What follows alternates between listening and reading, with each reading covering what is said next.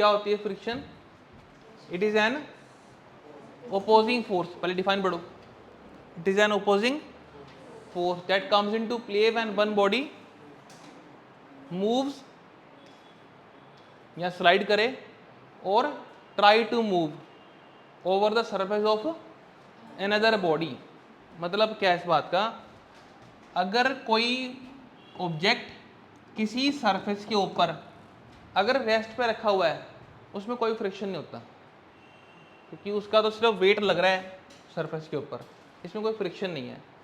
लेकिन जैसे उसको चलाने की कोशिश की जाएगी, उसके ऊपर फोर्स लगाई जाएगी, उसको चलाने की कोशिश की जाएगी, अभी वो चल रहा है कि नहीं चल रहा है वो बात की बात है, लेकिन जैसे ही फोर्स लगाना शुरू किया हमने तो बेटे इसके सरफेस के ऊपर आपको एक फ्रिक्शन मिलना स्टार्ट हो जाएगा।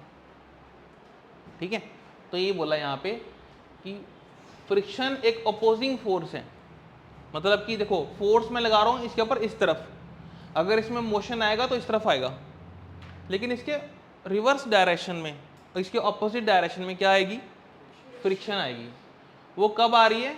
जब या तो मूव कर रही है या मूव करने की कोशिश कर रही है, तो फ्रिक्शन आना शुरू हो गया। ठीक है, रेस्ट के ऊपर रखी चीज में फ्रिक्शन नहीं आएगा। अगर बॉडी किस में है? रेस्ट के ऊपर है, मतलब कि हमने फोर्स लगाने शुरू कर दी और बॉडी अभी रेस्ट पे ही है, अभी चलनी स्टार्ट नहीं हुई। ठीक है, मैं एक एग्जांपल से इसको लेकर चलूँगा। मैं ऐसा मान के चलूँगा कि भाई जब मैं 10 न्यूटन की फोर्स लगा दूंगा तो ये बॉडी मोशन में आ जाएगी, और इससे पहले 10 तक जो है वो सारा रेस्ट पे रहेगा। मतलब कि जब मैं 10.001 कर दूंगा तो ये बॉडी किस में आ जाएगी? मोशन में, और 10 तक मैं इसको किस में रखूँगा? रेस्ट पे रखूँगा। ये मैं ऐसा एग्जाम्पल लेके चलूँगा। ठीक है, अच्छा, फ्रिक्शन आने के हमारे पास दो तरह के व्यूज होते हैं। पहला जो व्यू है वो एक ओल्ड व्यू है। उस व्यू में क्या होता है वो एक बार इस डायग्राम में समझो ध्यान से। क्या दिखा रखा है? यहाँ पे एक सरफेस है, यहाँ पर एक सरफेस है, इसके ऊपर रखा है एक ऑब्जेक्ट, इसको पुश करने की कोशिश की जा रही है, इसको मोशन में लेके आने की कोशिश की जा रही है, लेकिन ये रुका हुआ है। क्या व्यू है इसके पीछे? जो ये तुम सरफेस देख रहे हो ना, ये सरफेस, ये देखो ऐसा दिखा रखा है कुछ रियलिटी में। मतलब रियलिटी में कोई भी सरफेस बिल्कुल प्लेन नहीं होता, उसके ऊपर थोड़े थोड़े से बम्प्स होते हैं। ऐसे ही जो इसके ऊपर ये तुम सरफेस देख रहे हो, जो बॉडी देख रहे हो, उस वो भी देखो ध्यान से कैसे दिखा रखी है। तो होता क्या है, एक सरफेस तो कुछ ऐसा हो गया जो ग्राउंड लेवल पे था, एक इसके ऊपर आ गया सरफेस, तो होता क्या है, दो सरफेस आपस में हो जाते हैं इंटरलॉक। ठीक है, मतलब एक सरफेस ये है, एक सरफेस ये है, बॉडी ऐसे रखी हुई है, हमने ऊपर वाली को चलाना है, जब चलाएंगे तो ये इंटरलॉक होगी। ठीक है, तो इंटरलॉक होने की वजह से उसमें बन जाती है फ्रिक्शन, जिसकी वजह से बॉडी आगे मूव नहीं कर पाती। ये इसका ओल्ड व्यू है।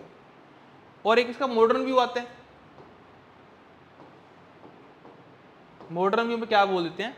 इसमें बोल देते हैं कि अगर दो सरफेसेस हैं, उन सरफेसेस के बीच में जो मॉलिक्यूल्स होते हैं, जो मॉलिक्यूल्स हैं वो आपस में एक दूसरे के ऊपर फोर्स ऑफ अट्रैक्शन लगा रहे हैं, जिन्हें बोल देते हैं वेंडर वाल फोर्सेस। ये आप केमिस्ट्री में पढ़ते होगे, वेंडर वाल फोर्सेस केमिस्ट्री में आता है टॉपिक आपके पास। उसके बारे में मैंने डिस्कशन नहीं करना ज़्यादा, तो मैं चलूँगा इसके हिसाब से समझाने के लिए। मेरे को तो बताना है कि फ्रिक्शन आ क्यों रही है, तो आपके सामने काफ़ी कुछ बात क्लियर होगी यहाँ पे कि एक सरफेस है, एक बॉडी ऊपर है, उसको मैंने मोशन में डालने के लिए फोर्स लगानी है, वो चल नहीं रही है। रीज़न क्या दे रहा हूँ कि इसमें क्या लग गया? फ्रिक्शन लग गया। और एक व्यू आपके सामने क्या आ रहा है कि दो सरफेस आपस में क्या हो गए? आपस में इंटरलॉक हो गए।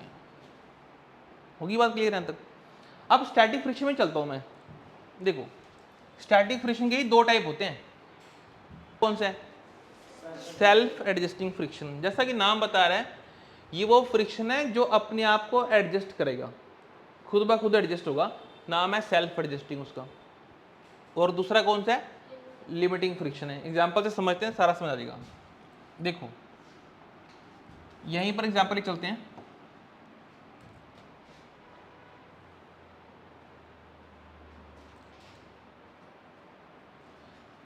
एक बना लो सरफेस, एक मैं बॉडी बनाता हूँ। यहाँ पे मैं लिखूंगा F A. F A stand for applied force, F A माने अप्लाइड फोर्स। ये सरफेस है और सरफेस में आ जाएगी यहाँ पर एक फ्रिक्शन, तो यहाँ पर ये फ्रिक्शन है बेटे, और यहाँ मैं लेके चलूँगा अप्लाइड फोर्स। ठीक है, अभी देखो ध्यान से क्या कुछ होगा।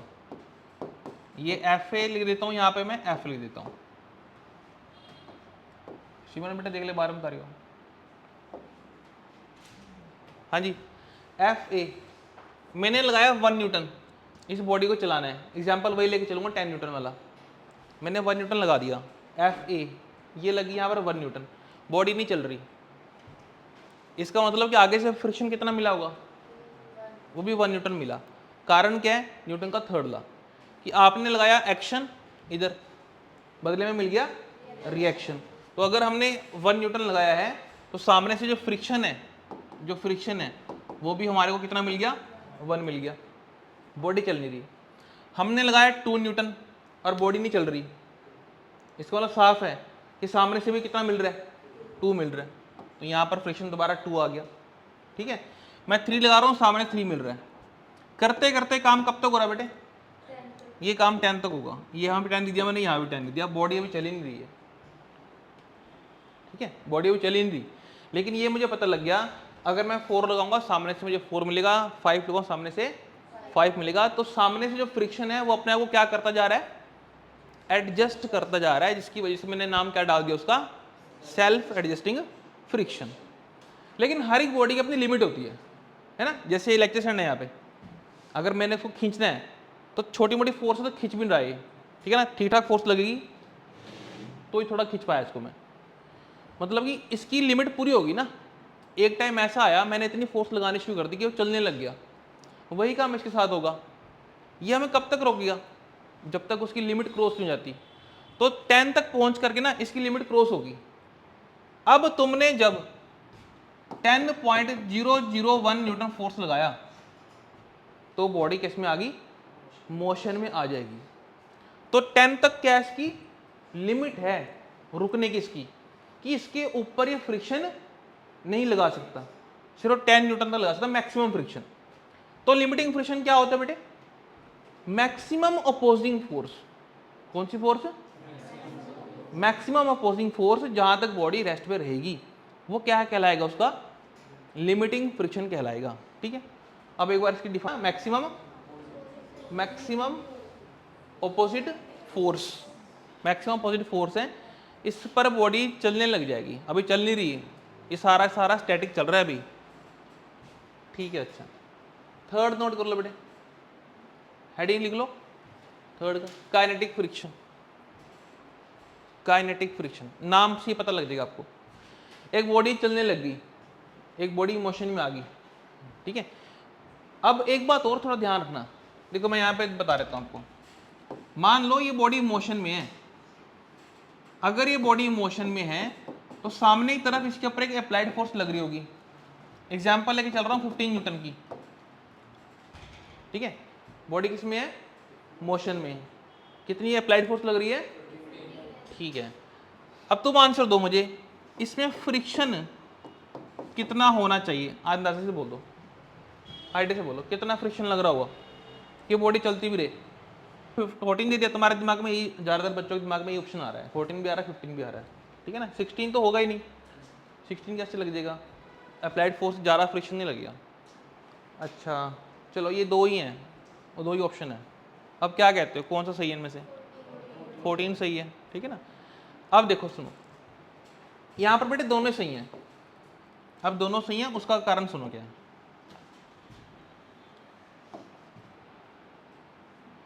देखो दोनों सही कैसे हैं, पहले आते हैं 14 के ऊपर आ जाओ, पहले जो तुम बोल रहे हो 14। अगर मैं फ्रिक्शन को 14 मान लूंगा, अगर मैंने फ्रिक्शन को क्या मान लिया 14, तो यहां पर ना तुम्हें मिल जाएगी नेट फोर्स। क्या मिल जाएगी, नेट फोर्स। 15 इधर है, 14 बैक साइड पे है, तो नेट फोर्स कितनी आ गई, 1 की आ गई नेट फोर्स। जहां पर नेट फोर्स आएगी ना, नेट फोर्स का फॉर्मूला होता है मास इनटू एक्सेलरेशन। वहां पर इस बॉडी में एक्सेलरेशन आ जाएगी क्योंकि आपने एफ निकाल दी है। मेरी बात समझ क्या बोल रहा हूं मैं। मान लो F1 आ गया, सपोज कर लो बॉडी 1 किलो की है, तो m1 हो गया इंटू ए, तो यहाँ से a कितना आ गया 1 आ गया। इसका मतलब पता क्या है, बॉडी अपने आप को कर रही है एक्सेलरेट। क्या कर रही है? एक्सेलरेट। का मतलब कि अगर इसकी वेलोसिटी अभी 10 मीटर पर सेकंड है, उसके बाद 11 हो जाएगी, फिर 12 हो जाएगी, ऐसे करते करते अपनी स्पीड को बढ़ा रही है, और अपनी स्पीड बढ़ा रही है, there is change in velocity, there is change in velocity, तो वहां पर एक्सेलरेशन आएगी। तो बेटे यहां पर एक्सेलरेशन मिलेगी हमारे को।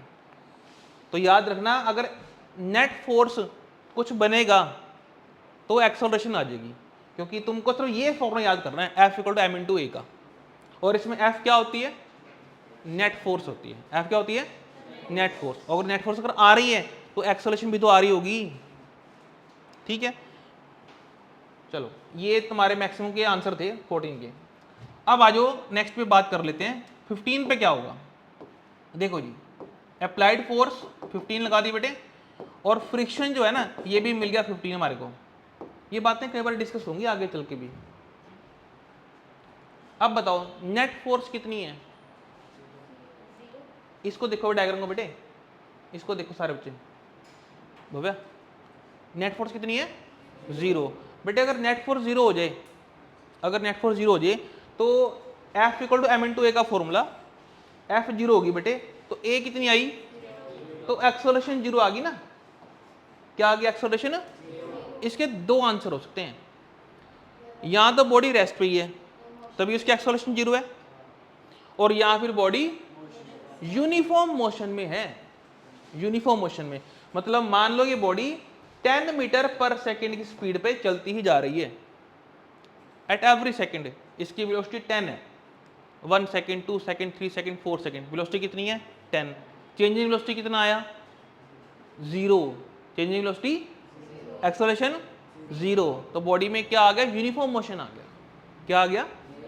हाँ, तो दिमाग से बात निकाल दो कि अगर दोनों तरफ की फोर्सेस बराबर अगर हो जाएं तो बॉडी रेस्ट पे रहेगी। नहीं, देयर आर 2 ऑप्शंस। क्योंकि मैंने पहले क्या बोला था, बॉडी चल रही है, ये लिखा है मैंने यहाँ पे, क्या बोला? बॉडी मोशन में है यार, तो रेस्ट पे क्यों बोलोगे? तो मोशन कैसा रहेगा इसका? यूनिफॉर्म रहेगा। अब आपको ध्यान रखनी है, समझ में आ रही इतनी? अच्छा, अब ये देख लो यहाँ पे काइनेटिक भी 2 टाइप का है, ये तो डायग्राम समझ आ जाएगा। एक कौन सा है? स्लाइडिंग, और एक कौन सा है? रोलिंग। स्लाइडिंग में फोर्स लगाकर इसे खींचा जा रहा है बॉक्स को, और रोलिंग में क्या कर दिया गया? बॉक्स के नीचे कुछ रोलर लगा दिए गए, है ना। रोलर लगाएंगे तो ये जल्दी मूव कर जाएगा, ऐसे ही है ना। तो यहाँ पर फ्रिक्शन कम मिलता है, यहाँ ज़्यादा मिलेगा हमारे को। अप्लाइड फोर्स, इधर है फ्रिक्शन की फोर्स। तो देखो यहाँ तक क्या हो रहा है, यहाँ तक हम लोग अप्लाइड फोर्स बढ़ा रहे हैं, मतलब हमने लगाया 1 न्यूटन, हमने लगाया 1 न्यूटन, सामने से फ्रिक्शन आ गया 1 न्यूटन, याद है। मैंने लगाया 2, सामने से 2, हमने लगाया 3, सामने से 3, याद आ गई बात। तो यहाँ से लेकर यहाँ तक क्या हो रहा है बेटे? अपने आप को एडजस्ट कर रहा है। ये क्या कर रहा है? अपने आप को, नाम क्या डाला था? सेल्फ एडजस्टिंग फ्रिक्शन नाम था।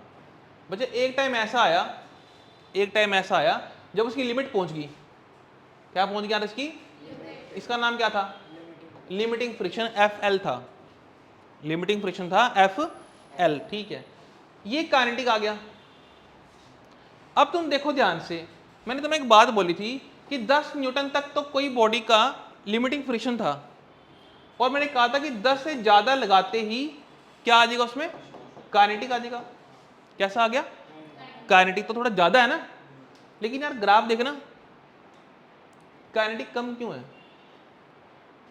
देखो ना, लिमिटिंग वाले में तो ज्यादा हो गया, और हालांकि मैं बोल रहा था कि 10 तक तो लिमिटिंग लगी, 10 से ज्यादा करूंगा तो ही काइनेटिक मुझे मिलेगी, पर ग्राफ में ये नीचे क्यों आ गया? काइनेटिक फ्रिक्शन कम क्यों आ गया?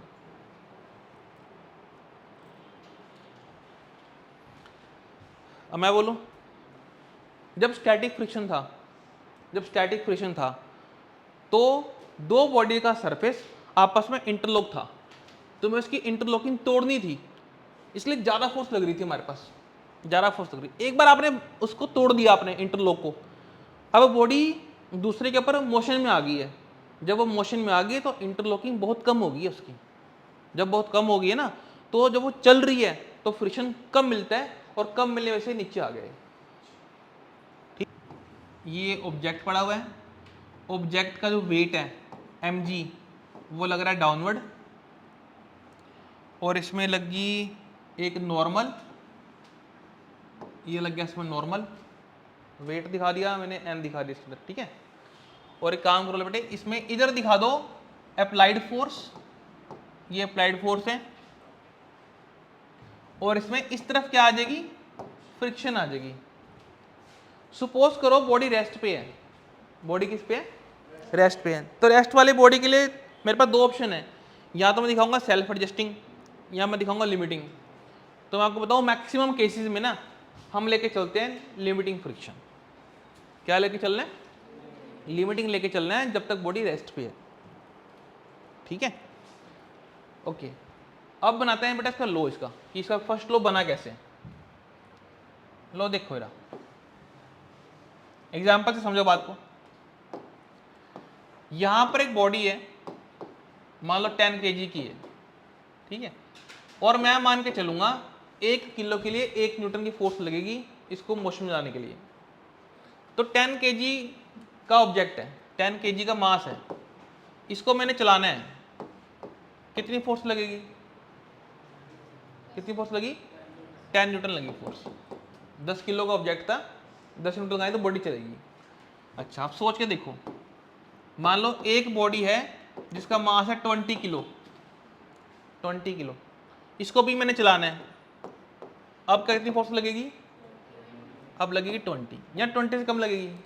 एग्जाम्पल तो ये है ना मेरा, मान लो कि अगर 10 किलो की फोर्स है उसे चलाने के लिए कितनी फोर्स लगानी पड़ रही है, 10 की, 20 का हो गया तो 20 की। तो यहां से देखो बात को, एक बेटे मास को कंसिडर कर लो वेट की तरह, क्योंकि मैं जी से मल्टीप्लाई करूंगा वेट आ जाएगा, जी से मल्टीप्लाई करेंगे वेट आ जाएगा। तो सोच के देखो जो हमारे पास अप्लाइड फोर्स थी क्या वो mg के डायरेक्टली प्रोपोर्शनल नहीं थी। इसका मतलब क्या वो बताओ, क्या मतलब है इसका, कि अगर mg कम था, अगर वेट कम था तो अप्लाइड फोर्स भी कम लग रही थी, अगर वेट बढ़ा दिया तो अप्लाइड फोर्स भी ज्यादा होगी ना। तो आपस में कैसा आ गए, डायरेक्टली प्रोपोर्शनल आ गया, ठीक है। अब तुम डायग्राम देखो, वो डायग्राम जो वहां बना रखा है, ये लो, ये डायग्राम देखो रहा। अब बताओ मेरे को जरा, जितना FA है, जितना FA है, तो FA के एक्शन रिएक्शन के हिसाब से क्या आएगा, डायग्राम देख के आंसर दो। जितना FA है, अगर FA इसमें आगे की तरफ लग रहा है और अगर वो एक्शन है तो FA का रिएक्शन क्या होगा, FL होगा। तो बेटे यहां पर मैं लिख दूंगा FL, प्रोपोर्शनल। अब आ जाओ mg के ऊपर, mg अगर एक्शन था तो उसका रिएक्शन क्या बन रहा है, n बन रहा है। बेटे ये हमारा फर्स्ट लो है, नोट कर लो, डायग्राम भी उतार लो, वो भी उतारो जो मैंने बनाया। पता लगा कैसे बनाया, इससे क्या बात साबित होती है, अगर किसी बॉडी का वेट कम है उसको मोशन में लाना है तो अप्लाइड फोर्स भी कम लगेगी। अगर किसी बॉडी का वेट ज्यादा है तो अप्लाइड फोर्स भी ज्यादा लगेगी। बेटे वहीं से तो बना रहा हूं फर्स्ट ला, ठीक है। मतलब क्या इस बात का, अगर कोई बॉडी का मोशन इस तरफ है, कोई बॉडी इस तरफ जाना चाहती है, मोशन इधर है उसका, तो जो फ्रिक्शन है वो किधर आएगा बेटे, वो आएगा ऑपोजिट डायरेक्शन में। ये लो, friction always opposite to direction of motion, ये सेकंड पॉइंट हो गया। पहला पॉइंट रूल बनता है, उसका रूल है पहले पॉइंट का, सेकंड पॉइंट ये थ्योरी में चला गया। थर्ड पॉइंट पढ़ दो, independent of area of contact. इसका मतलब देखो ध्यान से, इंडिपेंडेंट का देखो, मान लो हमारे पास कोई वुडन का ब्लॉक है, ये कोई वुडन का ब्लॉक है मान लो, ठीक है, इसका मास हमारे पास है 10 kg, ये है 10 kg, और मान लो एक हमारे पास है आयरन का ब्लॉक, ये आयरन का ब्लॉक है, ये है 50 kg का। बताओ किसको मोशन में लाने के लिए ज्यादा फोर्स लगेगी? आयरन ब्लॉक को। ऐसे ही है ना? क्या हमने ये देखा कि इसका सरफेस कितना ज्यादा टच कर रहा है? ज्यादा सरफेस वो वुडन का टच कर रहा है ग्राउंड के साथ, इसका तो सरफेस थोड़ा सा टच कर रहा है। हमने उसको तो नहीं देखा, किसको देख रहे हैं? मास को। जो जितना ज्यादा भारी है उसको मोशन में लाने के लिए उतनी ज्यादा फोर्स की जरूरत पड़ती है।